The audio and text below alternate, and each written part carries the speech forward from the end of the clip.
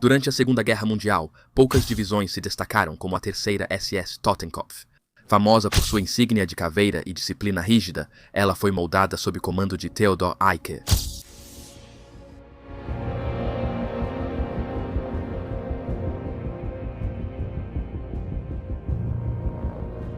Um homem que exigia lealdade absoluta e resiliência, Eicke a considerava uma elite dentro da elite, uma divisão tão seletiva que entrar nela virou um dos maiores desafios da Waffen-SS. O que diferenciava a Totenkopf era não só sua reputação de dureza, mas também seu papel central e controverso em campanhas brutais da guerra e seu início nos infames campos de concentração.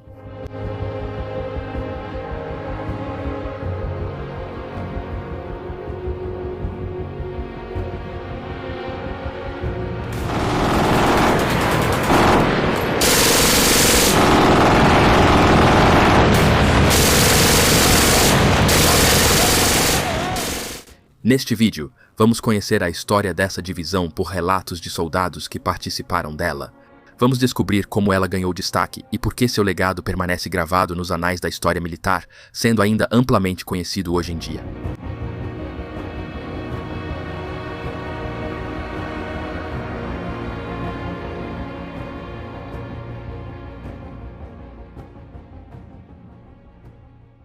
As SS Totenkopfverbände, as unidades Cabeça da Morte, um terceiro ramo da SS Armada, eram compostas pelos guardas de campo de concentração de Eicke.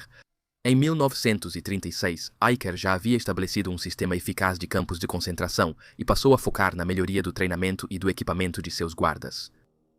Primeiro, ele trocou o pessoal sádico e indisciplinado por oficiais e soldados da SS mais disciplinados e confiáveis. Os guardas foram organizados em 6 batalhões, cada um designado para um dos 6 campos operacionais, nomeados de acordo com suas respectivas regiões, como SS Oberbayern para Dachau e SS Sachsen para Sachsenberg. Após o reconhecimento da SSVT por Adolf Hitler em 1935, Eicke expandiu suas unidades. Em março de 1936, Himmler aprovou o aumento do efetivo de 1.800 para 3.500 homens, especificando recrutas entre 17 e 22 anos de idade, com pelo menos 1,78 m de altura, saudáveis e de origem racialmente pura. Esses requisitos rigorosos, típicos das primeiras unidades da SS, refletiam a exigência inicial de Sepp Dietrich para que os recrutas da Leibstandarte Adolf Hitler não tivessem obturações dentárias. Em 29 de março, os guardas foram oficialmente nomeados Totenkopf, em alusão ao Totenkopfverbände, e receberam o distintivo de gola com a caveira. Os guardas de Eicke eram administrativamente gerenciados pelo SS Verwaltungsamt de Oswald Pohl, o escritório administrativo, um ramo do SS Hauptamt, o escritório central, que administrava seu orçamento através do Ministério do Interior do Reich. Esse arranjo garantia que o financiamento do Totenkopfverbände não provocasse o exército ao parecer uma força rival. O SS Hauptamt supervisionava o treinamento e doutrinação dos guardas, mas Eicke tinha autonomia e moldava seus homens como força de elite.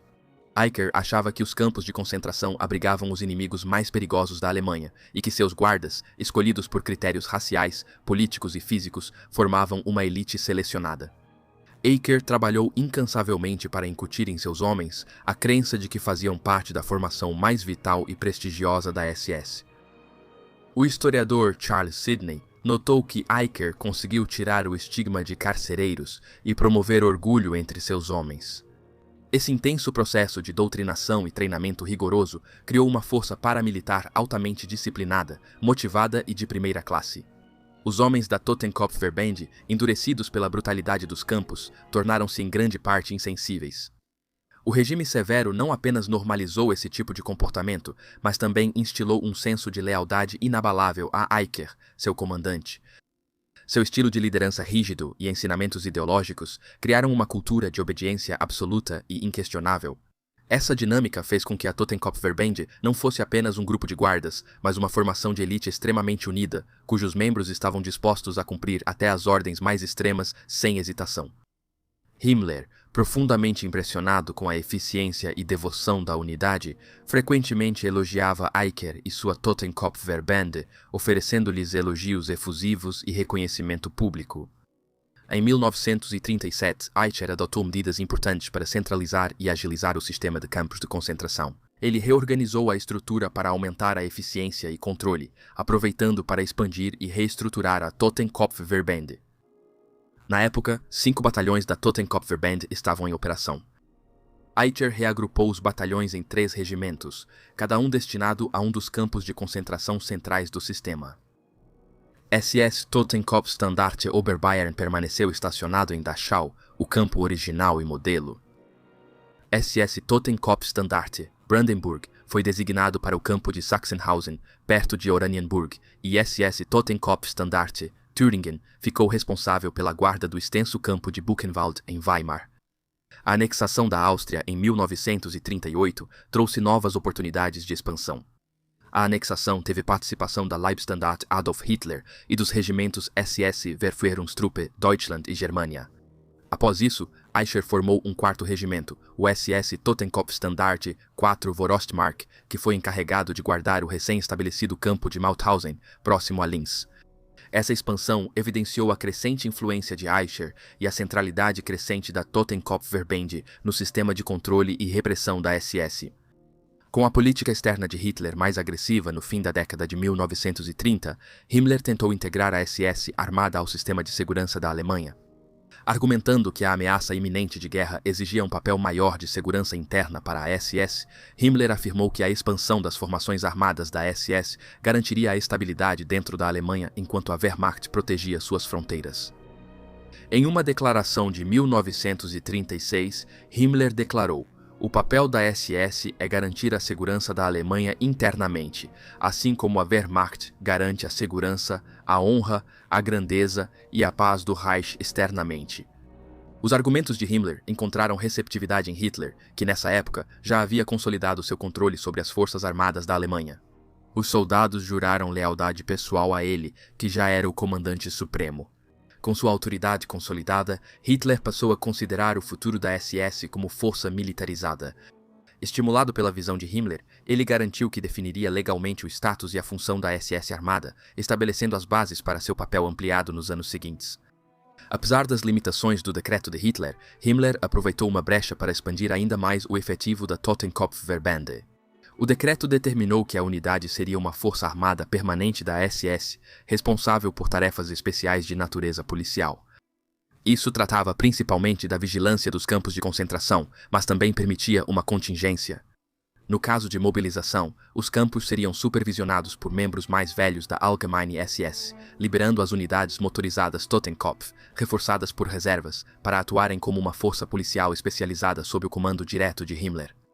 Essa disposição foi logo testada quando Hitler exigiu a anexação dos Sudetos, uma região da Tchecoslováquia com uma população significativa de língua alemã.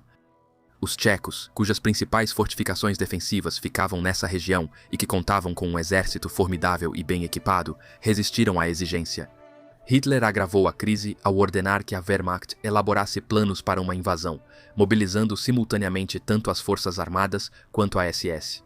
Em 15 de outubro de 1938, Himmler emitiu uma ordem de emergência para o fortalecimento da polícia, convocando reservistas da Allgemeine SS para assumir funções nos campos de concentração. Essa medida permitiu que Himmler contornasse as limitações do decreto de Hitler e expandisse significativamente a Totenkopfverbände Totenkopf. Himmler recrutou mão de obra de todas as fontes disponíveis. Em fevereiro de 1939, membros da SSVT, prestes a concluir o alistamento, puderam se transferir para a Totenkopfverbände como candidatos a sargentos. Para incentivar a transição, Eicher prometeu promoções em até 3 meses para quem mostrasse potencial. Himmler também pôde recrutar diretamente da SA, aumentando seu grupo de recrutas. A crise tcheca foi a primeira vez que as Totenkopfverbände ficaram sob controle do exército. 2 batalhões da SS Totenkopfstandarte, o Fast Oberbayern, cruzaram para a Tchecoslováquia antes da ocupação alemã completa, apoiando o movimento alemão dentro do país e preparando o terreno para sua eventual anexação. Em meados de 1939, o Totenkopfverbände havia crescido consideravelmente, com Eicher relatando um efetivo total de 22.033 homens. Isso incluía 755 oficiais, 5.005 suboficiais e 16.273 soldados. Cada homem estava equipado com uma pistola e uma máscara de gás, além de 19.643 rifles, 325 metralhadoras pesadas, 486 metralhadoras leves e 1.458 pistolas metralhadoras. Essa expansão triplicou o tamanho da unidade em menos de um ano, mas esse rápido crescimento teve um custo significativo. A enorme escala de recrutar, treinar e equipar um contingente tão grande de pessoal em tão pouco tempo, sem qualquer cooperação da Wehrmacht, colocou uma pressão enorme sobre Eicher e sua organização. Equilibrar desafios logísticos e manter a doutrinação ideológica e a eficácia operacional tornou-se uma tarefa difícil, mostrando as grandes exigências sobre a Totenkopfverbände conforme a SS se militarizava. Em maio de 1939, Hitler estabeleceu formalmente o tamanho mínimo da Totenkopfverbände em 14.000 homens, concedendo a Himmler a autoridade para expandir sua força para 25.000 em caso de nova mobilização. O decreto também protegeu os homens de Eicher das demandas de pessoal da Wehrmacht. Hitler determinou que o serviço na Totenkopfverbände cumpriria a obrigação do serviço militar para seu pessoal da SS, garantindo que a unidade mantivesse sua autonomia e não fosse absorvida pelas forças armadas regulares. A medida evidenciou a crescente importância da SS como uma entidade militarizada separada sob o controle de Himmler, distinta da Wehrmacht. As condições do decreto de maio logo se concretizaram. Em agosto de 1939, com as tensões com a Polônia aumentando e a guerra iminente, Himmler convocou emergencialmente todos os reservistas das unidades Cabeça da Morte em 30 daquele mês. Os campos de concentração de Dachau, Buchenwald, Sachsenhausen e Mauthausen foram reaproveitados como centros logísticos para os regimentos Totenkopfverbände, funcionando como depósitos onde as unidades eram equipadas e preparadas para o deslocamento. Os preparativos mostravam que estavam prontos para atuar como reservas policiais e assumir funções de ocupação em caso de guerra. Em 1º de setembro de 1939, 5 exércitos alemães invadiram a Polônia, iniciando a Segunda Guerra Mundial. Entre as formações da SS, a Leibstandarte Adolf Hitler e a SS Verfügungstruppe, unidade Deutschland da SSVT, foram logo enviadas à campanha, enquanto o regimento Germânia ficou na reserva. Essas unidades operaram ao lado da Wehrmacht, no que se pretendia ser uma campanha rápida e decisiva. Para as Totenkopfverbände, isso foi um ponto de virada. Os 3 regimentos originais, SS Totenkopfstandarte Rumelshausen Obere Bayern, SS Totenkopfstandarte II Brandenburg e SS Totenkopfstandarte III Thüringen, foram enviados de seus quartéis em Dachau, Sachsenhausen e Buchenwald para uma missão secreta na Polônia. Hitler ordenou que esses regimentos atuassem nas áreas de retaguarda da zona de guerra para funções de polícia e segurança atrás das linhas de frente. Isso incluía garantir as linhas de suprimento, pacificar áreas ocupadas e reprimir qualquer resistência. Essas ordens marcaram o primeiro envio das unidades da Cabeça da Morte de Eichmann para uma zona de guerra ativa. Um panfleto de recrutamento da Waffen-SS dizia: ao atender ao chamado da Waffen-SS e se voluntariar para integrar as fileiras da grande frente das divisões da SS, você fará parte de um corpo associado a feitos extraordinários desde o início, e por isso desenvolveu um forte sentimento de camaradagem. Você carregará armas ao lado do que há de mais valioso na juventude alemã e, acima de tudo, estará especialmente ligado à ideologia nacional-socialista.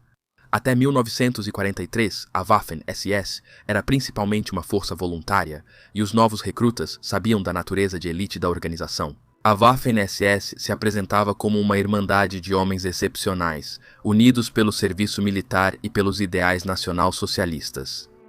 Essa imagem de exclusividade e unidade ideológica foi ainda mais enfatizada por Theodor Eicher, o comandante das unidades de guarda dos campos de concentração da Cabeça da Morte, e posteriormente líder da 3ª Divisão SS Totenkopf.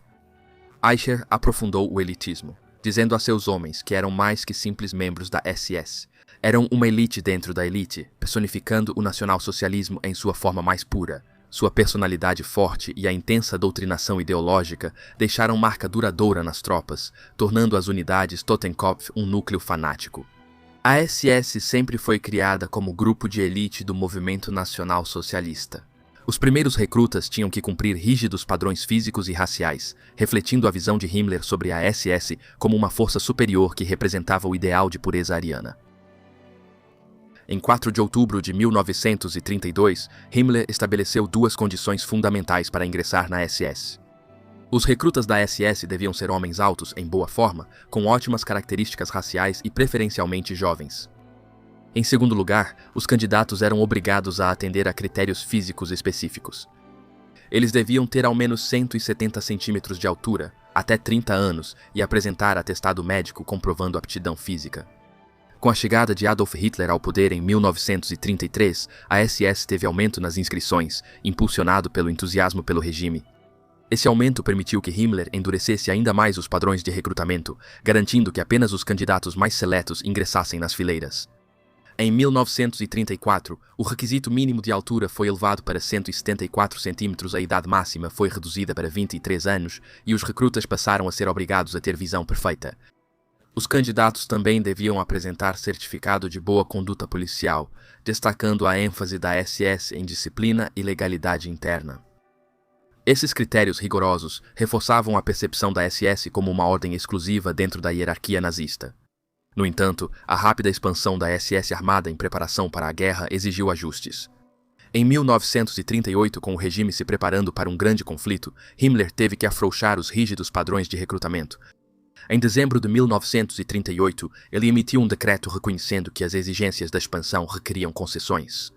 Defeitos físicos pequenos eram permitidos, desde que não fossem raciais ou eugênicos. Isso marcou o início da mudança na identidade da SS, que deixou de ser uma força exclusiva para se tornar uma organização com recrutamento mais amplo, capaz de sustentar as exigências da guerra. Em 1940 mesmo, esses padrões mais flexíveis não supriam as demandas do aparato militar em expansão. A Waffen-SS precisou adotar os critérios físicos da Wehrmacht, alinhando seu recrutamento ao das Forças Armadas Alemãs. Essa transição diluiu a exclusividade inicial da SS, mas foi considerada necessária para manter sua força operacional à medida que a guerra se intensificava. Apesar das mudanças, o treinamento ideológico e a propaganda mantiveram os recrutas se vendo como uma força única e de elite. A divisão Totenkopf experimentou um crescimento significativo ao longo da década de 1930, mas o início da guerra colocou uma pressão crescente sobre a divisão para manter níveis adequados de efetivo. A primeira ampliação substancial da Totenkopf ocorreu em outubro de 1939, quando Hitler autorizou a criação de 3 novas divisões da SS. Essas incluíam a divisão Verführungsdienst, baseada nos regimentos SSVT, a divisão de polícia formada por recrutas da Ordnungspolizei, e a divisão Totenkopf, que foi expandida sob a liderança de Theodor Eicher. Ao mesmo tempo, a Leibstandarte Adolf Hitler foi ampliada para o tamanho de um grande regimento motorizado. Com a Waffen-SS reconhecida oficialmente como Força Armada da SS da Alemanha, essas formações passaram a ser divisões motorizadas, teoricamente entre as unidades mais avançadas e equipadas das Forças Armadas alemãs. Na realidade, porém, a motorização do exército alemão estava longe de estar completa em 1940. A maioria das divisões de infantaria da Wehrmacht ainda usava transporte por cavalos e marchava a pé.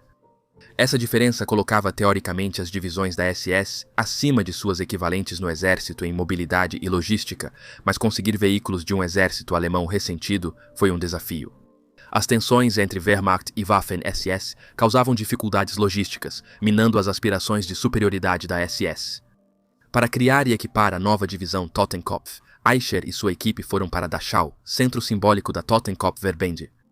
Apesar de seguir a estrutura padrão de uma divisão motorizada do exército, Eicher fez importantes alterações. Ele organizou a divisão com 3 regimentos de infantaria motorizada, em vez dos 2 usuais nas formações do exército. Esse ajuste exigiu mão de obra adicional, que Eicher obteve dos 3 regimentos Standarten já existentes da SS Totenkopf-Verbände. O regimento de artilharia foi reforçado principalmente por homens da SS Heimwehr Danzig, milícia que atuou na invasão da Polônia. Para lidar com as baixas da guerra, Himmler reforçou o sistema de reposição de efetivos da Totenkopf, criando batalhões de reposição na rede de campos de concentração. Cada regimento Totenkopf recebeu um batalhão de reposição, com uma companhia de reposição alocada para cada batalhão. Sistema criado para garantir reforços treinados constantes à divisão de Eicher ao entrar em combate. A divisão Totenkopf atuou pela primeira vez na campanha francesa de 1940, mas o custo em vidas superou o esperado. Cerca de 10% do efetivo da divisão foi perdido na campanha, um lembrete da brutalidade da guerra moderna. Apesar das perdas, a campanha mostrou que as divisões da Waffen-SS eram forças de combate capazes, consolidando sua reputação na hierarquia militar de Hitler. Como resultado, Hitler permitiu a Himmler dobrar as divisões da Waffen-SS de 3 para 6. Essa expansão foi crucial para o crescimento da Waffen-SS como parte importante das forças armadas alemãs. Porém, esse crescimento também mudou o controle de Eicher sobre sua divisão. Para acelerar a expansão da Waffen-SS, Himmler centralizou o recrutamento e a reposição de efetivos sob o comando de Gottlob Berger, chefe do escritório de recrutamento da Waffen-SS, o Ergänzungsamt der Waffen-SS. O sistema de substituição dos campos de concentração passou a fornecer mão de obra para toda a Waffen-SS, não só para a divisão Totenkopf. Como resultado, Eichmann perdeu o controle direto sobre os reforços designados para sua divisão. Como outros comandantes divisionais da Waffen-SS, ele agora tinha que depender dos recrutas alocados pelo escritório de Berger, reduzindo significativamente sua autonomia. Eichmann, fiel à sua natureza intransigente, não aceitou isso calado e ficou alarmado com a erosão da pureza racial de sua divisão. Com a expansão da Waffen-SS, os padrões de recrutamento foram relaxados, o que Eichmann via como ameaça ao status de elite da divisão Totenkopf. Ele ficou convencido de que as autoridades centrais da SS estavam deliberadamente minando seu poder ao lhe enviarem recrutas que ele considerava indesejáveis. Durante todo o verão de 1940, Eichmann travou uma disputa incessante com o escritório de Berger sobre a qualidade dos substitutos que estava recebendo. Ele frequentemente reclamava que os novos recrutas eram criminosos e pessoas que ele considerava racialmente inferiores, o que, segundo ele, prejudicaria a reputação da divisão. Eichmann ordenou ao oficial de treinamento e especialista racial, Dr. Wilhelm Furländer, que examinasse cuidadosamente todos os novos recrutas para identificar sinais de impureza racial. Além disso, ele orientou os comandantes das unidades a investigarem o histórico de seus homens em busca de qualquer antecedente criminal. Essa triagem rigorosa levou Eichmann a rejeitar 500 dos 700 substitutos enviados para sua divisão, citando sua suposta inferioridade racial ou tendências criminosas como justificativa. Berger, frustrado com as ações de Eichmann, afirmou que esses recrutas já tinham passado por exame racial na seleção inicial para a SS. Ele emitiu ordens diretas para que Eichmann cessasse suas avaliações adicionais. Eichmann, no entanto, afirmou falsamente que tal política não existia em sua divisão, continuando a rejeitar recrutas sob vários pretextos. Membro da velha guarda da SS, Eichmann tinha mais autonomia e respeito dos superiores do que outros comandantes. Assim, poderia garantir substitutos alinhados aos seus critérios. Apesar de Eichmann vencer a disputa, suas ações tiveram grandes consequências. A liderança da SS, preocupada com sua independência, agiu para cortar os laços com os campos de concentração, reduzindo sua influência. Apesar de Eichmann vencer a disputa pelo recrutamento, isso iniciou a perda de autoridade dele na hierarquia da SS. O intenso desgaste da divisão Totenkopf na campanha russa trouxe grandes desafios para Eichmann. Com o rigoroso inverno russo, Eichmann analisou sua divisão bastante reduzida após combates intensos, principalmente perto do Lago Ilmen. Segundo suas estimativas, a divisão havia sofrido impressionantes 8.993 baixas desde 24 de junho, com apenas metade dessas perdas sendo repostas. Eichmann estava muito insatisfeito com os substitutos, achando que não atendiam aos altos padrões dos homens que deveriam substituir. Segundo Eichmann, um dos principais problemas era o treinamento insuficiente dos oficiais substitutos. A inexperiência deles frequentemente causava mortes precoces em combate, agravando a crise de liderança da divisão. Para piorar, Eichmann criticava os Volksdeutsche, alemães étnicos que ocupavam cada vez mais as fileiras. Ele os considerava física e moralmente mais fracos que seus antecessores, afirmando que eram mais negligentes, dormiam em serviço e se feriam de propósito para evitar o combate. O que mais irritava Eichmann era a ausência de doutrinação política nos novos recrutas. Para ele, a ausência de zelo fanático, uma marca registrada do espírito da divisão Totenkopf, era inaceitável. Os substitutos não demonstravam o fervor ideológico que ele considerava essencial, prejudicando, aos seus olhos, a coesão e a eficácia da divisão. A combinação de treinamento inadequado, caráter visto como inferior e compromisso ideológico insuficiente deixava Eichmann cada vez mais frustrado ao tentar manter a prontidão de combate e o status de elite da divisão. A situação da divisão Totenkopf piorou ainda mais após a brutal ofensiva soviética de inverno de 1942. Cercada no bolsão de Demiansk, a divisão sofreu grandes perdas enfrentando as duríssimas condições de isolamento e desgaste. Himmler, vendo a situação da Totenkopf como irrecuperável, já havia decidido descartar a divisão original. Seus planos eram reconstituir a Totenkopf como uma formação de granadeiros blindados recém-expandida e modernizada. Essa reorganização, porém, demandava muitos soldados para repor a divisão após suas grandes perdas em 1942. A base da divisão reestruturada foi o Regimento SS número 9, renomeado para Thule, que formou seu núcleo com 500 veteranos. Foram ainda incorporados 6.000 do serviço de trabalho, 1.500 reservistas e até homens de campos de concentração. Além disso, o novo regimento de tanques da divisão incorporou o pessoal da divisão de montanha SS Nord. Os remanescentes da divisão original destruída, retirada da frente oriental em outubro de 1942, também foram incorporados. No entanto, esse influxo de recrutas apresentou seus próprios desafios. 3/4 do novo pessoal precisavam de treinamento completo. Eichmann, preocupado com a prontidão de sua divisão, pediu a Himmler que adiasse o retorno ao combate até que os homens estivessem totalmente treinados.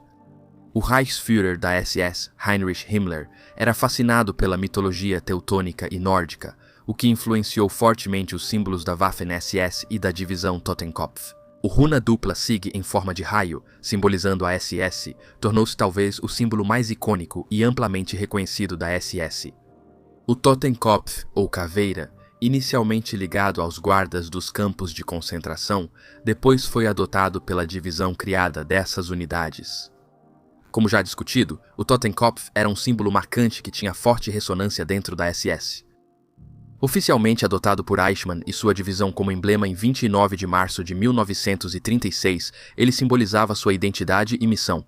Eichmann, que desde dezembro do ano anterior se intitulava Führer das Totenkopfverbände, líder das unidades da caveira, sentia muito orgulho dessa imagem. A divisão Totenkopf usava insígnias de patente padrão da SS e cores de serviço Waffenfarben nos ombros e nas bordas dos capes de seus uniformes para indicar o ramo do soldado. A SS tradicionalmente exibia as insígnias de patente na gola esquerda. No entanto, em março de 1938, as dragonas no estilo do exército foram introduzidas para a SS Bapöte, Leibstandarte e Totenkopfverbände, resultando em Waffen. As patentes da SS eram exibidas na gola esquerda e nas dragonas, indicando também a patente equivalente do exército. Essa redundância causou confusão quando a Waffen-SS se juntou à Wehrmacht em combate em setembro de 1939. Soldados alemães que desconheciam o sistema de patentes da SS frequentemente não sabiam se deviam saudar ou obedecer aos soldados da SS. Para resolver isso, quando as primeiras divisões de campo da Waffen-SS foram criadas em outubro de 1939, o pessoal do Verfügungsgruppe, da divisão de polícia Polizei e do regimento Leibstandarte expandido recebeu distintivos de gola correspondentes, com a runa dupla Sig, ou símbolo da caveira. A Totenkopf era a exceção, já que seus membros sempre exibiam o distintivo da caveira. Nessa época, todos da Waffen-SS tinham que mostrar suas patentes só nas dragonas, como o exército alemão. Porém, muitos oficiais e soldados da Waffen-SS pré-guerra, exceto da Totenkopf, mantiveram os distintivos de patente da SS. A diretriz de Himmler para padronizar as patentes logo enfrentou uma nova complicação. O uso crescente de jaquetas camufladas na SS ocultava as dragonas, deixando os distintivos de gola como as únicas insígnias visíveis. Consequentemente, em 10 de maio de 1940, Hitler restabeleceu o distintivo de patente da SS para todos os membros da Waffen-SS. Mesmo assim, muitos soldados Totenkopf continuaram usando seu tradicional modelo tradicional de distintivos duplos na gola, até bem em 1941. Com o tempo, o distintivo básico de runa da SS na gola virou padrão em todas as Waffen-SS, exceto nas unidades Totenkopf, que mantiveram o emblema da caveira durante toda a guerra. Os títulos de punho, fitas pretas na manga esquerda de túnicas e sobretudos, eram outro elemento marcante do uniforme da SS. Esses títulos identificavam a unidade e fortaleciam o espírito de corpo. Antes da guerra, regimentos como Oberbayern, Brandenburg, Thüringen, Ostmark, Dietrich Eckart e Heimwehr Danzig usavam punhos bordados com seus títulos em letras góticas. Em 1942, foram introduzidos títulos de punho divisionais, usados pelo pessoal da divisão que não tinha direito aos títulos de punho regimentais. Mais tarde, regimentos de granadeiros como Thule, 1942, e Theodor Eicher ganharam seus próprios títulos de punho, fortalecendo ainda mais a identidade e o orgulho na divisão Totenkopf. De volta à França, em 1940, o primeiro grande massacre da Totenkopf foi em 19 de maio, quando Eicher recebeu ordens da divisão. Ele foi encarregado de se preparar para contra-ataques inimigos vindos do norte e logo foi direcionado pelo 15º Corpo Panzer a avançar para a França em direção à vila de Le Cateau. Lá, a 7ª Divisão Panzer de Rommel enfrentou uma pressão intensa de um forte ataque francês. Eichmann enviou o 1º Regimento de Infantaria Totenkopf, liderado por Max Simon e reforçado com engenheiros antitanque e artilharia, para aliviar a pressão sobre as forças de Rommel. O regimento de Simon cruzou o rio Sambre, avançando para Le Cateau e Cambrai. No caminho, enfrentaram forte resistência, lutando brutalmente casa a casa contra tropas franco-marroquinas em várias aldeias. Apesar da intensidade dos combates, as tropas Totenkopf expulsaram os marroquinos de suas posições defensivas. Os franceses contra-atacaram com tanques, mas o 1º Regimento de Infantaria manteve-se firme e repeliu os ataques com determinação. Na manhã de 20 de maio, a Totenkopf limpou o norte e leste de Cambrai, capturando 16.000 prisioneiros e apreendendo grande estoque de armas e suprimentos. As ações deles permitiram que o 15º Corpo Panzer de Höss avançasse novamente. No entanto, a Totenkopf pagou um preço por esse sucesso, sofrendo suas primeiras baixas em combate durante a guerra: 16 mortos e 53 feridos. Em contraste, a Totenkopf afirmou ter matado aproximadamente 200 soldados marroquinos. Enquanto a Totenkopf combatia em Cambrai e Artois, elementos da 7ª Divisão Panzer avançavam para Arras, a 2ª Divisão Panzer atingiu um marco crítico. Suas tropas chegaram ao Canal da Mancha, cortando efetivamente 40 divisões francesas, britânicas e belgas, quase 1 milhão de homens, das principais forças do exército francês ao sul. Apesar do sucesso estratégico, os alemães garantiram apenas um corredor precário de 50 a 65 quilômetros, deixando a posição vulnerável a contra-ataques. Quando os alemães retomaram o avanço, Eichmann recebeu ordens para se juntar ao 39º Corpo do general Rudolf Schmidt e avançar para o oeste. Totenkopf estava posicionada entre a 8ª Divisão Panzer ao sul e a 7ª Divisão Panzer ao norte. O objetivo do alto comando do exército era impedir que as forças aliadas cercadas no norte restabelecessem contato com o exército francês ao sul. O papel da Totenkopf era fortificar as brechas criadas pelo avanço rápido dos alemães, garantindo o isolamento das forças aliadas e solidificando a vantagem estratégica alemã. A Totenkopf sofreu perdas significativas durante os 10 dias de combate entre 19 e 29 de maio, com 1.140 baixas, incluindo 300 oficiais. Um golpe severo para a liderança e a eficácia de combate da divisão, Himmler, diante da necessidade urgente de manter a divisão operacional, enviou 300 cadetes a oficial parcialmente treinados de Bad Tölz para reforçar suas fileiras. Apesar desses reforços, a divisão continuou desfalcada e exausta quando recebeu ordens para avançar para o sul e participar das etapas finais da campanha contra o exército francês. A partir de 14 de junho, Totenkopf passou a perseguir intensamente as forças francesas ao sul do Marne. A essa altura, a resistência francesa organizada já estava quase extinta, restando apenas confrontos iniciados por comandantes locais, tentando atrasar o inevitável. Perto de Dijon, a 5ª Companhia do 2º Batalhão do 2º Regimento enfrentou tropas marroquinas em uma escaramuça brutal. Houve um combate corpo a corpo feroz, com Totenkopf recusando-se a fazer prisioneiros. O avanço ao sul virou uma grande operação de limpeza. Segundo o Diário de Guerra de Totenkopf, a divisão capturou 6.088 prisioneiros entre 17 e 19 de junho, com apenas 5 mortos e 13 feridos. Em 20 de junho, o Batalhão de Reconhecimento garantiu a rendição de 1.300 soldados franceses, acelerando o colapso da resistência francesa. Em 22 de junho, o governo francês se rendeu formalmente, e as hostilidades cessaram oficialmente em 25 de junho de 1940. Após o armistício, Totenkopf foi designada para funções de ocupação perto da fronteira com a Espanha, marcando o fim de sua participação na campanha francesa. A campanha francesa mostrou que a Totenkopf, mesmo formada por antigos guardas de campos de concentração, podia atuar como uma unidade militar eficiente. As tropas da divisão mostraram coragem e resiliência sob fogo, conquistando reputação por sua ferocidade em combate, mas isso teve um alto custo. A Totenkopf sofreu 1.152 baixas durante a campanha, um pouco mais de 10% de sua força de combate. Essas pesadas perdas não foram apenas um testemunho da bravura e determinação da divisão, mas também destacaram as deficiências de seus oficiais inexperientes. Vários desses oficiais, sem traquejo no campo de batalha, arriscaram demais e sacrificaram a vida de seus homens para atingir seus objetivos. A campanha também revelou os lados mais sombrios da conduta da Totenkopf. O massacre em La Parade, com a execução de soldados britânicos rendidos e a recusa em fazer prisioneiros marroquinos, exemplificaram o fanatismo e a brutalidade promovidos por Eichmann em suas fileiras. Embora esse fervor ideológico inspirasse heroísmo, também causou barbaridades que afetaram as conquistas militares da divisão. Eichmann aproveitou o intervalo entre as campanhas francesa e russa para fortalecer o poder de fogo e a organização da divisão Totenkopf.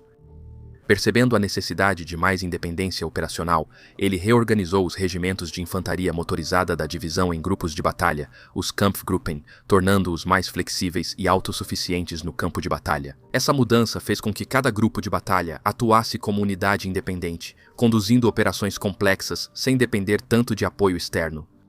Além das mudanças estruturais, Eichmann ampliou a artilharia antiaérea Flak da Totenkopf, essencial diante das crescentes ameaças aéreas. Ele garantiu a prometida alocação de peças de artilharia pesada de 150 mm, permitindo criar um batalhão dedicado no regimento de artilharia da Totenkopf. Esses acréscimos elevaram muito o poder de fogo e a eficácia da divisão em combate. Diante das grandes baixas na França e prevendo desafios futuros, Eichmann criou um batalhão de reserva motorizado para ser a principal fonte de substituições da divisão. A medida ganhou importância após Eichmann perder o controle do Totenkopf-Verbände nos campos de concentração, eliminando uma fonte antes confiável de mão de obra. O batalhão de reserva forneceu reforços treinados pelos rígidos padrões do Totenkopf, mantendo a prontidão de combate da divisão. Fiel ao seu estilo de liderança, Eichmann seguiu treinando a divisão com intensidade, preparando seus homens para as duras condições da frente oriental. Além do treinamento físico e tático, ele introduziu um extenso programa de doutrinação política durante o inverno de 1940 para 1941. O programa transmitia ideologia alemã, narrativas históricas, teoria racial e retratava os inimigos da Alemanha como ameaças à civilização. Materiais de propaganda eram distribuídos regularmente, garantindo que a divisão fosse exposta a um fluxo constante de reforço ideológico. É difícil quantificar o impacto exato dessa doutrinação no pessoal da Totenkopf. No entanto, dado o comportamento documentado da divisão durante a campanha francesa e suas ações na União Soviética, é razoável concluir que a ênfase incansável de Eichmann na teoria racial e na ideologia nacional-socialista influenciou a mentalidade e a conduta de suas tropas. Esse condicionamento ideológico provavelmente reforçou o fanatismo deles, a prontidão para a violência e a disposição para executar as políticas brutais necessárias na nova guerra na União Soviética. Durante o inverno francês, Totenkopf começou a treinar especificamente para o combate na União Soviética. Os exercícios enfatizavam o combate em florestas e pequenas aldeias sob condições climáticas desafiadoras. Max Simon, comandante do 1º Regimento de Infantaria, aprimorou táticas para regimentos motorizados, enquanto o novo oficial de operações Heinz Lamatin fez cursos sobre desafios táticos e logísticos. Eichmann também o nomeou para liderar grupos de batalha regimentais em exercícios. O treinamento intenso prosseguiu na primavera de 1941, enquanto outras divisões da SS iam para a Grécia. Após o exército grego se render, Hitler ordenou que os preparativos para a Operação Barbarossa fossem retomados, iniciando a preparação final para a invasão da União Soviética. Como parte do 7º Exército, Totenkopf foi colocada em alerta máximo e instruída a estar pronta para se mover a qualquer momento. As licenças foram canceladas em 5 de maio, alertando as tropas sobre algo importante e iminente. Em 23 de maio, Eichmann foi instruído a preparar a divisão para viajar de trem até 3 de junho. Após preparativos rápidos, os primeiros trens com Totenkopf saíram de Bordeaux para a fronteira soviética. Os soldados permaneceram confinados nos vagões, saindo apenas em estações específicas. Em 9 de junho, os últimos trens chegaram a Marienwerder, Prússia Oriental. A divisão avançou para perto da fronteira entre a Prússia Oriental e a Lituânia, ocupada pelos soviéticos. Na campanha no leste, a Totenkopf foi integrada ao 4º Grupo Panzer de Erich Hoppner, força de ataque do Grupo de Exércitos Norte de Wilhelm Ritter von Leb. A força de Höppner, reunindo o 41º e 56º Corpo Panzer sob Max Reinhardt e Erich von Manstein, respectivamente, lideraria a ofensiva pelos estados bálticos rumo a Leningrado. Höppner, ex-comandante da Totenkopf na França, tinha forte antipatia por Eichmann e considerava a divisão pouco capaz. Como resultado, ele recusou designar a Totenkopf para a primeira onda, mantendo-a mais uma vez na reserva. Com a divisão sendo levada ao efetivo completo com os últimos reservistas da SS, Eichmann orientou seus oficiais sobre o caráter ideológico da guerra iminente. Ele definiu a campanha como uma luta de vida ou morte entre nacionalsocialismo e bolchevismo, destacando seu caráter implacável e sem concessões. Eichmann afirmou que o Führer ordenou a execução imediata de todos os comissários políticos ligados às unidades do Exército Vermelho, independentemente das circunstâncias. Ele instruiu seus oficiais a lutarem com fanatismo e sem piedade, lembrando-os de que os soviéticos não haviam assinado a Convenção de Genebra e que não lutariam nem tratariam os prisioneiros de maneira civilizada. Totenkopf, declarou ele, lutaria implacavelmente no leste pela sobrevivência do povo alemão. Os primeiros combates da divisão SS Totenkopf na União Soviética na Operação Barbarossa evidenciaram uma campanha brutal, com lutas intensas e grandes perdas. Originalmente destinada ao 56º Corpo Panzer de Manstein, a Totenkopf foi encarregada de proteger o flanco e manter contato com o 16º Exército. O avanço deles até a linha Stalin começou bem, mas logo enfrentaram forte resistência soviética, especialmente em Dagda e Opochka, onde contra-ataques e tanques KV-2 causaram grandes danos à divisão. As perdas foram grandes, com o comandante Theodor Eicher gravemente ferido, e a unidade teve dificuldades para manter o ímpeto. O sucesso da divisão em romper a linha Stalin teve um custo severo, com quase 10% de sua força de combate perdida. Sob comando do general de brigada Georg Kepler, Totenkopf enfrentou suas batalhas mais difíceis. Nas florestas e pântanos perto do lago Ilmen, a divisão enfrentou combates corpo a corpo exaustivos, constantes contra-ataques soviéticos e o assédio de partisans. Apesar desses desafios, eles avançaram até a linha de Luga, a última linha defensiva soviética antes de Leningrado, onde obtiveram sucessos temporários, mas a um preço alto. As forças soviéticas lançaram grande contraofensiva, ameaçando dividir os grupos de exércitos norte e centro. Totenkopf foi fundamental no contra-ataque de Manstein, causando grandes baixas aos soviéticos, capturando milhares e isolando unidades em retirada ao sul do lago Ilmen. No fim de setembro de 1941, as defesas da Totenkopf, perto de Lushno, foram centro de combates intensos após ataques soviéticos constantes. As fileiras esgotadas da divisão mantiveram-se firmes, contando com atos excepcionais de bravura, como os de SS Sturmann Fritz Christen, que destruiu 13 tanques sozinho. Apesar das grandes perdas e do colapso iminente, a resiliência da Totenkopf estabilizou temporariamente a frente, mas a divisão foi bastante desgastada pela pressão soviética e falta de reforços. Em dezembro de 1941, o avanço alemão parou perto de Moscou, quando o marechal soviético Georgy Yukov iniciou uma grande contraofensiva com divisões siberianas e tanques T-34. O grupo de exércitos centro recuou e só se estabilizou em meados de janeiro de 1942, após Hitler ordenar que não recuasse. A ofensiva soviética também visou as forças alemãs ao sul do lago Ilmen para separar os grupos de exércitos norte e centro. Enfrentando essa ameaça estava a divisão Totenkopf, posicionada junto ao 10º Corpo e ao 2º Corpo do 16º Exército. Ao notar forças soviéticas se acumulando, a divisão de Eicher e unidades vizinhas fortificaram rapidamente suas posições. No início de 1942, após a contraofensiva soviética de inverno, o 16º Exército, incluindo a Totenkopf, ficou cercado na bolsa de Demiansk. Forças soviéticas, visando isolar o grupo de exércitos norte do centro, lançaram grande ataque ao sul do lago Ilmen, destruindo divisões alemãs próximas e avançando na retaguarda do 10º Corpo de Exército. A Totenkopf foi lançada no centro do esforço defensivo, com suas unidades espalhadas por setores em colapso. Apesar das condições brutais do inverno e dos ataques incessantes dos soviéticos, a divisão de Eicher lutou tenazmente para manter um perímetro defensivo, contando fortemente com posições fortificadas às pressas e com a resistência de suas tropas. No final de janeiro, a Totenkopf e outras unidades cercadas foram isoladas, forçando os alemães a dependerem do suprimento aéreo para sustentar suas defesas. Por quase 3 meses, a Totenkopf enfrentou combates intensos e resistiu aos ataques soviéticos em condições extremas. No final de abril de 1942, uma operação de resgate alemã finalmente rompeu o cerco, abrindo um corredor estreito até as forças sitiadas.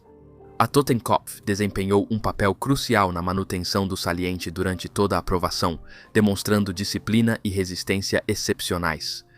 No entanto, a campanha cobrou um preço alto, com pesadas baixas, recursos esgotados e moral abalada. O saliente de Demiansk consolidou a reputação da Totenkopf como força resiliente, mas a experiência exaustiva prenunciou desafios ainda maiores na frente oriental.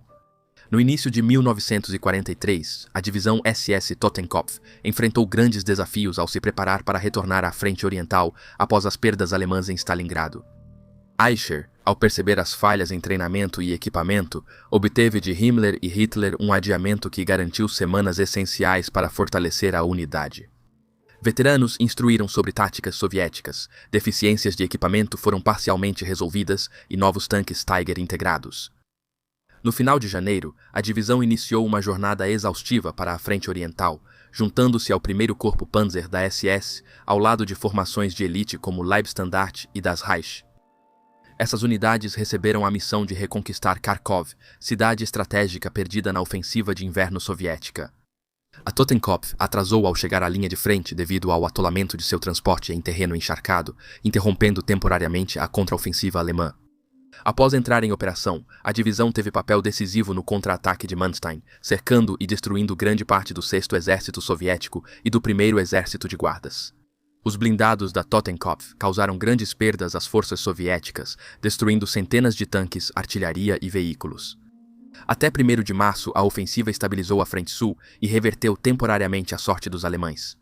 No entanto, o enorme contingente soviético fez com que a vitória durasse pouco, e os alemães não tinham infantaria suficiente para impedir a fuga de muitos soldados soviéticos.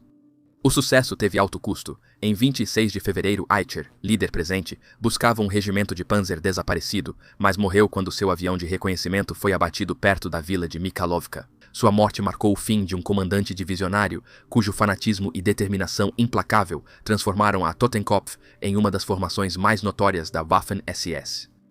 Apesar dos sucessos temporários no campo de batalha, as grandes perdas da divisão e o desgaste na frente oriental mostraram os limites dos recursos militares da Alemanha, enquanto a guerra favorecia cada vez mais a União Soviética. A morte de Theodor Eicher em 26 de fevereiro de 1943 marcou o fim de um comandante divisionário que deixou um impacto profundo na divisão SS Totenkopf. Seu estilo de liderança agressivo e a proximidade constante com as linhas de frente lhe renderam o respeito e a lealdade de seus homens, apesar de sua impopularidade dentro da SS em geral.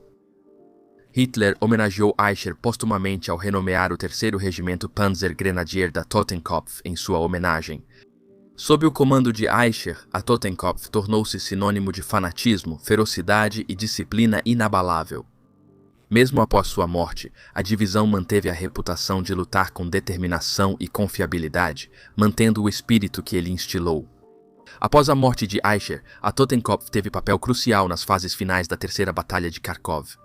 Em março de 1943, a divisão, junto com a das Reich e a Leibstandarte, executou uma série de manobras que cercaram e aniquilaram as forças soviéticas que tentavam bloquear o avanço alemão.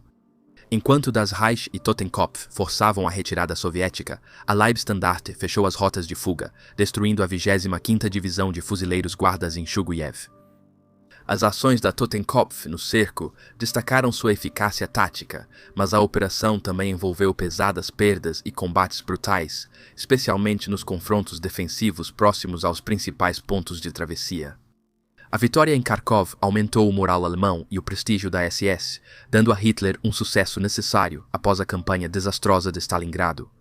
No entanto, isso também marcou o início de uma estratégia ambiciosa demais, pois Hitler voltou-se para o saliente de Kursk. Considerando Kursk como um alvo crítico, Hitler esperava que a Operação Cidadela eliminasse as forças soviéticas no saliente e encurtasse a frente, liberando recursos alemães para outros teatros de operações. A discordância entre comandantes alemães como Manstein e Guderian mostrou o ceticismo sobre a viabilidade da ofensiva, especialmente diante dos grandes preparativos soviéticos. No verão de 1943, o saliente de Kursk havia se tornado uma das áreas mais fortificadas da história militar, com os soviéticos construindo múltiplas linhas defensivas apoiadas por um grande número de tanques, artilharia e armas antitanque. O Exército Vermelho também mobilizou mais de 1 milhão de soldados e instalou extensos campos minados, transformando a região em uma fortaleza. Esses preparativos e a inteligência soviética eliminaram o fator surpresa para os alemães. Ignorando avisos de seus generais, Hitler manteve o plano, preparando um confronto decisivo e custoso que sobrecarregaria ainda mais os recursos da Alemanha. A divisão SS Totenkopf desempenhou um papel crucial na Operação Cidadela, a tentativa alemã de esmagar o saliente soviético de Kursk em julho de 1943. Armada com tanques Panther e Tiger, a Totenkopf obteve ganhos iniciais significativos, penetrando profundamente nas linhas soviéticas e capturando pontos estratégicos como a ferrovia Belgorod-Kursk. Por avançar mais rápido que as unidades vizinhas, a divisão expôs seus flancos e precisou pausar para proteger áreas vulneráveis. Até 10 de julho, a Totenkopf havia cruzado o rio Psel e estabelecido uma cabeça de ponte, preparando o terreno para o que os alemães esperavam ser uma ruptura decisiva. A maré virou em 12 de julho quando o alto comando soviético contra-atacou com força esmagadora perto de Prokhorovka, empregando 850 tanques em um enorme confronto contra o 2º Corpo Panzer da SS. A Totenkopf enfrentou 2 corpos soviéticos, lidando com combates intensos e próximos que anularam a vantagem de seus tanques avançados.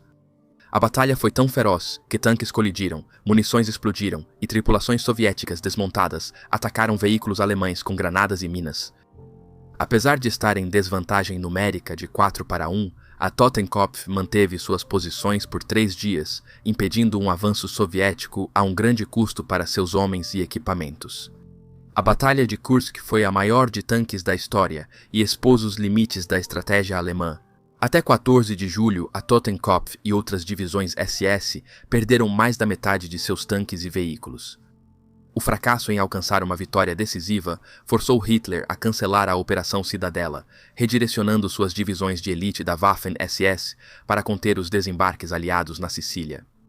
Embora as divisões SS tenham penetrado mais profundamente nas defesas soviéticas e demonstrado confiabilidade tática, seus sacrifícios não trouxeram ganhos estratégicos. As consequências de Kursk prejudicaram muito o esforço de guerra alemão. As divisões blindadas, já reformadas e reequipadas, estavam esgotadas e seria difícil reabilitá-las a tempo para enfrentar as crescentes ameaças no leste e oeste. As forças soviéticas, encorajadas pela vitória, lançaram ofensivas implacáveis, garantindo que os alemães não tivessem descanso. O fracasso da Operação Cidadela marcou a virada, com os soviéticos assumindo de vez a iniciativa e a frente oriental se tornando uma guerra de atrito insustentável para a Alemanha. Apesar das grandes perdas em Kursk, o desempenho da Totenkopf e da Das Reich perto de Kharkov mostrou que essas divisões seguiam como elites. Sua atuação como brigadas de incêndio, estabilizando pontos críticos sob fortes ataques soviéticos, marcou o restante da guerra. O sucesso deles em atrasar os soviéticos no Dnieper deu a Manstein tempo essencial para recuar e se reposicionar. Essas 2 divisões da SS foram fundamentais para evitar um desastre e permitir que Manstein reorganizasse suas forças. Ao perceber que não era mais possível manter a linha do Donetsk, o marechal de campo tentou recuar para a barreira natural do rio Dnieper. Após várias reuniões com Hitler no final de agosto e início de setembro de 1943, Manstein finalmente conseguiu permissão para recuar. Totenkopf e Das Reich, junto com a elite divisão Grossdeutschland, cobriram a retirada do 8º Exército através do Dnieper, antes de recuarem eles mesmos para a margem oeste do rio. O alívio foi breve. No início de outubro, os soviéticos lançaram grande ofensiva contra os alemães na curva do Dnieper, entre Kremenchuk e Zaporozhye. Em 15 de outubro, a segunda frente ucraniana soviética, formada por 6 exércitos, rompeu as linhas alemãs entre o 8º Exército e a ala esquerda do 1º Exército Panzer do General Hub. A ponta de lança blindada cruzou para o oeste do Dnieper e avançou ao sul rumo a Kryvyi Rog, centro vital de suprimentos do Grupo de Exércitos Sul. Kryvyi Rog abrigava depósitos essenciais de munição, suprimentos e material ferroviário fundamentais para as operações do grupo. Ciente do perigo, Manstein reuniu reservas e blindados para um contra-ataque. Entre elas estava a enfraquecida Totenkopf, recém-redesignada em outubro de 1943 como a 3ª Divisão Panzer SS Totenkopf. Apesar do título, a divisão não recebeu reforços significativos de homens ou equipamentos. Em 27 de outubro, a Totenkopf, agora comandada por Hermann Priess, antigo líder do regimento de artilharia, liderou o 40º Corpo Panzer, com as 14ª e 24ª Divisões Panzer, contra o flanco direito do avanço soviético. Essa contraofensiva destruiu 2 corpos blindados soviéticos e 9 divisões de fuzileiros, causando pesadas perdas, incluindo mais de 300 tanques destruídos e 5.000 prisioneiros capturados. Os soviéticos tiveram que recuar até metade do caminho de volta ao Dnieper, dando a Manstein nova estabilização temporária da frente. No início de 1944, Totenkopf teve papel crucial em ações de retaguarda nas retiradas alemãs. Após apoiar a retirada do 8º Exército para o rio Bug, a divisão, junto com outras, foi forçada a recuar até o rio Dniester sob ofensivas soviéticas implacáveis. Atuando como parte da retaguarda blindada ao lado do 47, o Corpo Panzer Totenkopf atrasou o avanço soviético tempo suficiente para que o 6º Exército se retirasse para a Romênia. Em maio, a divisão se entrincheirou aos pés dos Cárpatos, aproveitando a calmaria para se reequipar e receber reforços. A breve pausa terminou com a Operação Bagration em junho, realocando a Totenkopf para o Grupo de Exércitos Centro. No início de julho, a Totenkopf chegou ao leste da Polônia e, apesar da grande desvantagem numérica, defendeu Grodno contra forças soviéticas. Forçados a recuar em 18 de julho, eles foram para Varsóvia e se uniram à divisão Hermann Göring para tentar conter o avanço soviético. A resistência deu tempo ao 2º Exército para montar defesas ao longo do Vístula.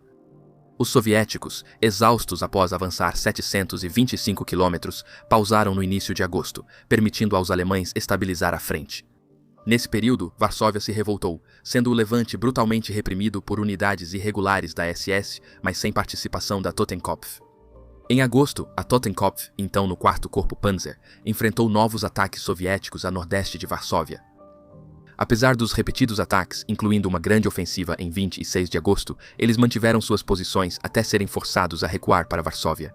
Em setembro, recapturaram temporariamente os subúrbios do nordeste da cidade e resistiram até a ofensiva enfraquecer. Ataque soviético em outubro fez o 4º Corpo Panzer recuar, mas a defesa de Totenkopf manteve a linha de frente, que depois se estabilizou. Hitler reconheceu o desempenho da Totenkopf e elogiou seus contra-ataques apesar das grandes perdas. Porém, a posição estratégica da Alemanha seguia desmoronando. Enquanto os aliados avançavam rumo à Alemanha na Europa Ocidental, as ofensivas soviéticas dominavam a Romênia, Bulgária e grande parte da Hungria no leste europeu. Mesmo com a Totenkopf mantendo posições-chave, o colapso alemão tornava improvável reverter a situação. No fim de 1944, a Hungria virou campo de batalha decisivo. Após golpe apoiado pelos alemães tirar o almirante Horthy do poder, soviéticos cercaram Budapeste em dezembro. Apesar das fortes defesas perto do lago Balaton atrasarem os soviéticos, o avanço deles cercou a cidade, resultando em mais uma perda crítica para os alemães. Totenkopf não participou do cerco de início, mas logo enfrentou pressão crescente com o fim da guerra. Em março de 1945, Hitler iniciou a Operação Despertar da Primavera para retomar Budapeste e garantir os campos de petróleo perto do lago Balaton. A ofensiva começou em 6 de março em condições terríveis, com a Totenkopf e outras divisões da SS avançando apesar das fortes defesas soviéticas.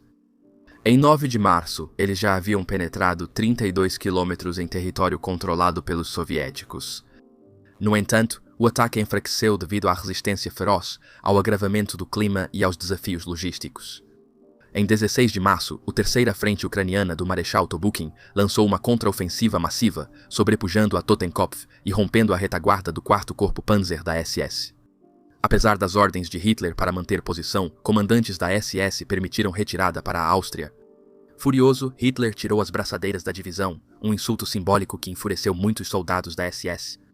No fim de abril de 1945, o esforço de guerra alemão colapsava em todas as frentes. Totenkopf, sob o comando de seu último comandante, Helmut Becker, recuou para Linz. Com munição e suprimentos quase acabando, resistir tornou-se inútil. O suicídio de Hitler em 30 de abril marcou o fim do regime nazista e a Alemanha se rendeu em 8 de maio de 1945. Becker entregou a Totenkopf ao Terceiro Exército dos Estados Unidos, com a condição de que desarmassem os guardas do campo de concentração de Mauthausen. No entanto, os americanos entregaram a divisão aos soviéticos, que enviaram seus membros para campos de detenção rigorosos, onde muitos pereceram.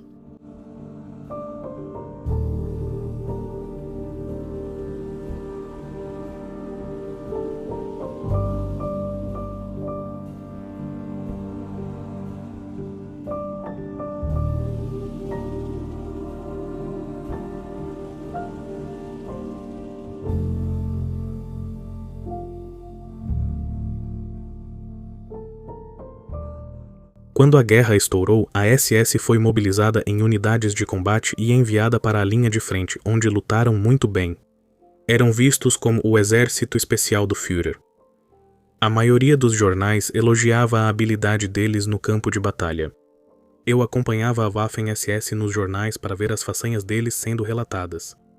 Eu comprava o Das Schwarze Korps, o Corpo Negro, de vez em quando para me atualizar sobre os assuntos. Eu sabia que seria convocado até 1942, então decidi me voluntariar primeiro, assim eu teria a opção de escolher para onde queria ir. Vi uma unidade de Panzer passando na cidade e fiquei impressionado com aquelas máquinas. Eu era muito ligado à mecânica e queria ir para os Panzers. Eles me fascinavam e representavam uma nova forma de cavaleiros.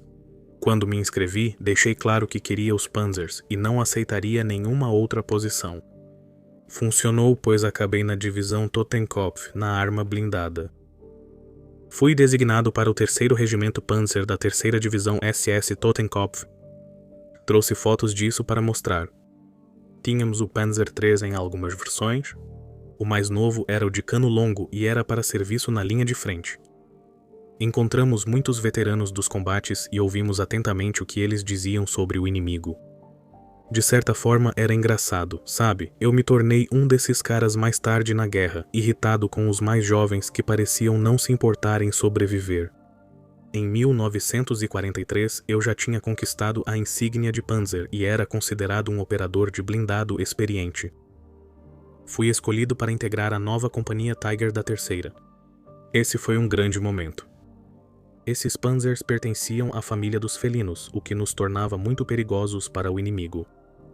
Fomos enviados para mais treinamento nesses monstros e esperavam que soubéssemos fazer o trabalho dos outros. Treinamos reparo e manutenção para mantê-lo em combate caso algo desse errado. Eu realmente gostava do Tigre. Era mais espaçoso que o 3 ou 4. O Tigre sempre foi meu blindado alemão favorito. Com certeza era barulhento, quente e desconfortável de andar, mas era o nosso lar e oferecia boa proteção. As tripulações do Tigre se sentiam seguras, pois sabiam que a máquina era resistente. Podíamos destruir qualquer inimigo, muitas vezes de longe, sem que eles nos vissem. Sim, eu sou e nunca tive medo de dizer isso. Mesmo quando os aliados me capturaram em Linz, deixei claro que eu era um oficial da Waffen-SS. Não temos do que nos envergonhar e lutamos bem contra nossos inimigos. Lutamos com honra, coragem e fé, e a maioria de nós que sobreviveu ainda chama uns aos outros de camaradas. Mesmo com os campos de internamento dos aliados, abusos, humilhação forçada e vergonha, permanecemos inocentes e leais. Esses reencontros nos ajudam a lembrar do nosso tempo juntos e conhecer novos amigos. Apesar da hostilidade e difamações atuais, muita gente vem nos cumprimentar e aprender.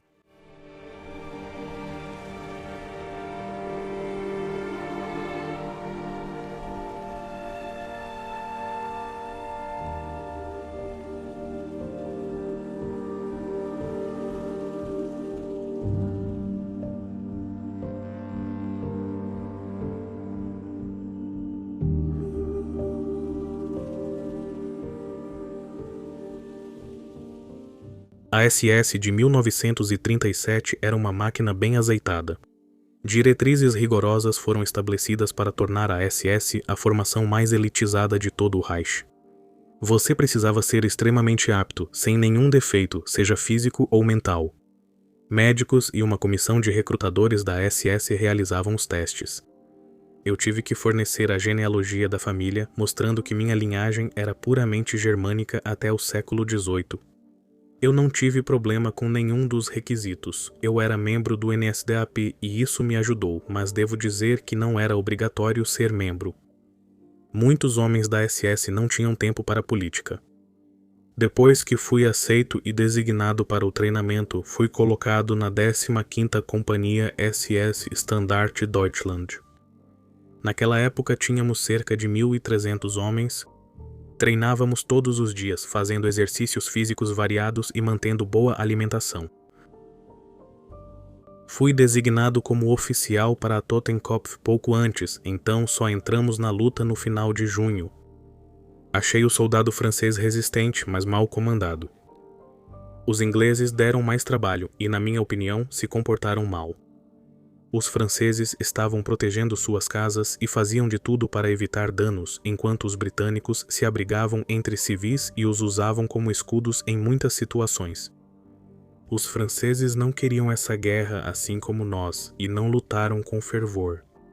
Eles se renderam quando era inútil continuar lutando. Os ingleses, às vezes, ignoravam ordens de recuar para poder lutar, o que era imprudente e causava perdas desnecessárias. Ficávamos furiosos com o comportamento deles muitas vezes, como quando ocupavam uma cidade e nós pedíamos rendição, já que eles ficavam cercados.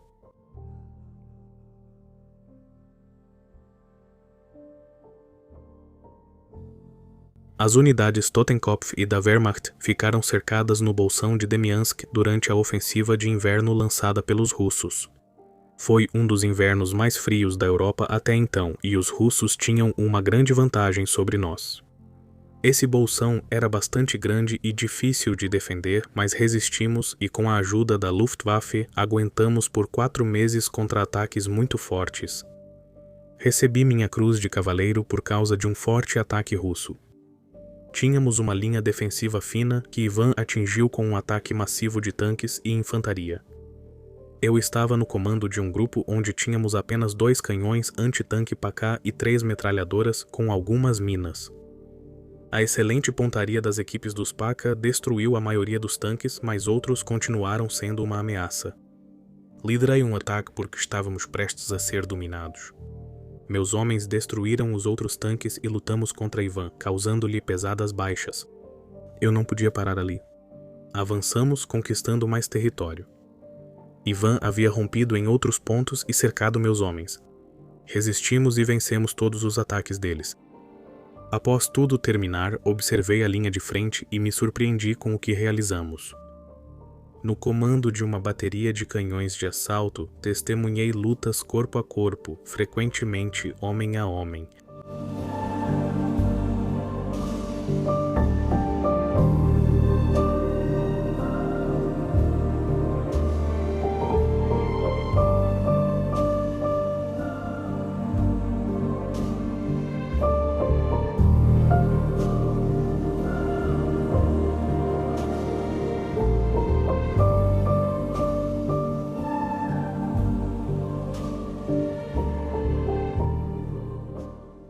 Eu diria que politicamente isso foi há muito tempo, mas é preciso entender em que época vivíamos. Nasci durante a Primeira Guerra, mas cresci no mundo do pós-guerra. A Alemanha e a Áustria foram desmanteladas e nações menores foram criadas como punição. A vida se tornou difícil para esses cidadãos forçados a integrar algo que odiavam. As tensões eram constantes e os tchecos frequentemente atacavam os chamados antigos governantes, resultando na morte de inocentes por grupos de ódio. Ao crescer, eu detestava o que estava acontecendo ao meu redor. Ordem e calma nos escapavam. Via na Alemanha nacional-socialista a paz e estabilidade que tanto desejava. Quando tive idade suficiente, procurei me tornar legalmente um cidadão alemão e consegui isso. Eu participei da juventude hitlerista e gostava muito disso. Acampávamos, aprendíamos habilidades de vida e cidadania. Um dia, um homem da SS veio falar conosco, e foi então que eu soube que queria entrar nesse grupo especial. Ele era impecável e seu uniforme era símbolo de uma nova era, um verdadeiro nacional-socialista que amava seu povo. Minha unidade foi enviada à Polônia para capturar retardatários. Não gostávamos de ser usados como força policial, mas fizemos o necessário. Vou contar o que encontramos. O povo polonês não era guerreiro e a maioria não queria nada com a guerra. Já haviam enfrentado guerras de fronteira e lutas contra o Exército Vermelho. Nós íamos de cidade em cidade procurando por soldados poloneses, que eram muitos. Havia muitos judeus na Polônia também que, devo dizer, foram muito gentis conosco. Procurávamos criminosos e sabotadores que se escondiam em áreas judaicas e ficamos bons em fazer buscas. Totenkopf era uma unidade de combate de linha de frente. Só por acaso éramos tropas da retaguarda na Polônia. Lutamos como soldados de linha de frente na França e em outros lugares. Suportamos ataques brutais dos britânicos e franceses, e no leste os soviéticos tinham uma superioridade esmagadora e tornaram a vida difícil. Éramos uma unidade de elite, treinada para vencer qualquer inimigo, mesmo em desvantagem de 10-1. As estepes russas estão cheias de túmulos de soldados soviéticos que comprovam nossa vontade de vencer. Todas as minhas medalhas e condecorações, especialmente a Cruz de Cavaleiro, vieram de ações contra inimigos na linha de frente. Os soviéticos geralmente nos atacavam com investidas em massa que exigiam um esforço e coragem sobre-humanos para repelir. Frequentemente dava para sentir no hálito deles a coragem que a vodka lhes dava enquanto avançavam sobre nossas linhas. Muitas vezes ficávamos sem munição e tínhamos que recorrer à baioneta para pegar as armas deles e usá-las.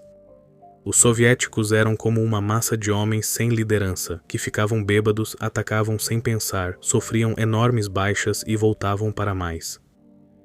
Depois de capturados, eles mudavam totalmente de atitude ao ficarem sóbrios. Conseguir uma licença era bom. Era bom ver a família e os amigos, ver pelo que estávamos lutando. Me divorciei devido à pressão que a guerra impôs à minha esposa. Tínhamos um filho na época e foi difícil para ela, mesmo com o apoio da SS. Ela não lidou bem mentalmente e várias amigas tinham perdido os maridos. Foi difícil, mas eu precisava cumprir meu dever. Meu povo e cultura valiam o sofrimento. Ver as crianças felizes e seguras em casa me trazia uma boa sensação de que teríamos um futuro promissor se conseguíssemos vencer. Esse sentimento motivava quase todos os alemães. A crença de que essa seria a batalha final para eliminar a escuridão e iniciar uma nova era para o povo europeu. Uma que lhes dava fé, felicidade e um otimismo eterno de que seu futuro estava seguro e garantido. Fui condecorado com a Cruz de Cavaleiro e bem tratado. Comida e cerveja eram grátis, pediam meu autógrafo e os jornais fotografavam. É curioso como sentia falta dos meus homens e da linha de frente. Na Polônia, fui palestrante convidado em uma universidade. Uma turma estava estudando a guerra no leste. Me impressionou o interesse dos rapazes.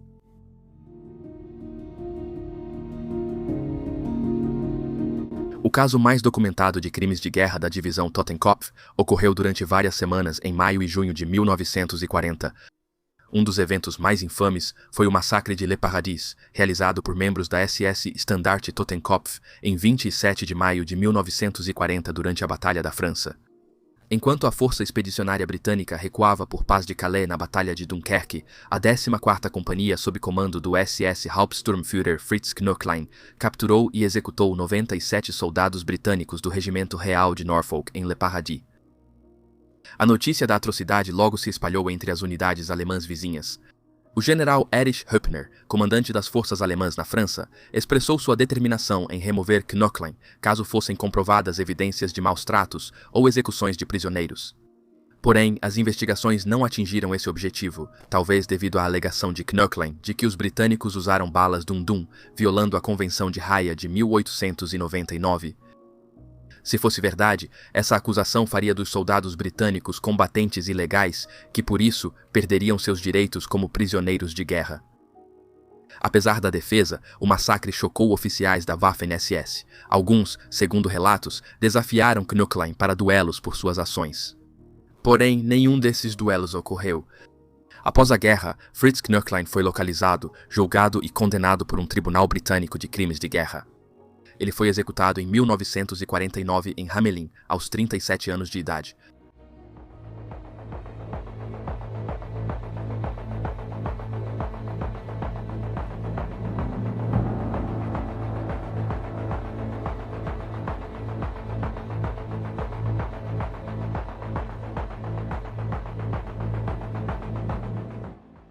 A história da terceira SS Totenkopf é complexa, marcada por sua transformação de divisão ideológica em uma das forças de combate mais temidas da Segunda Guerra Mundial.